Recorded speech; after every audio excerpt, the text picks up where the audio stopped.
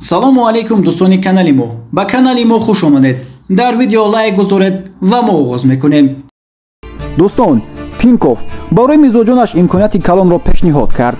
шумо корти Тинкофф Blackро фармоиш медиҳед ва хизматрасонӣ барои шумо бепул шуда иштирокчии бурд намудани маблағи калон мешавед.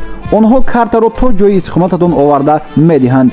бо воситаи картаи Тинкофф шумо метавонед ба Тоҷикистон то 20 000 рубл бе комиссия маблағ равон кунед.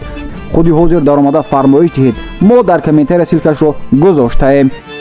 То муҳорибаи Нурулло Алиев 5 ҳафта монд. Нурулло Алиев бо рекорди 9-0 муҳорибаи дуюми худро дар UFC 11 ва 12 ноябр дар мусобиқаи UFC 295 бо Матеуш Ребески рекорд 19-1 мегузаронад.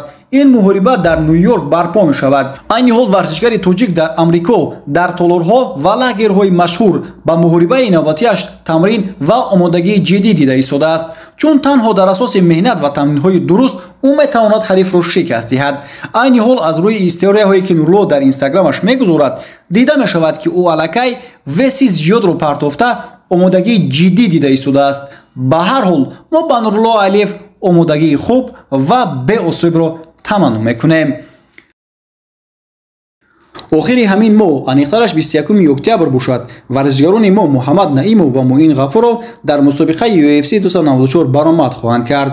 дирӯз ҳамкулубони Муин бо сабти видеои дастгирии худро нишон дода ба ӯ хитоб карда мегӯянд ки ин муҳорибаро аз худ кунад.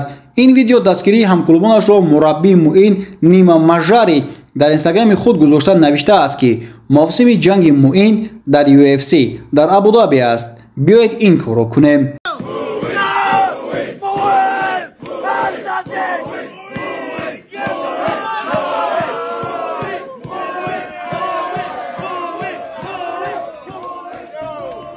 бояд гуфт ки дар ин муҳориба Муин Ғафуров бо Саид Нурмагомедов ва Муҳаммад Наимов бо Натаниэл Вуд вомехӯрад. мо низ ба ин ду варзишгари тоҷик муваффақиятро таманно мекунем ва бо шумо то видеои баъдӣ дар ҳамин ҷо хайр хуш мекунем.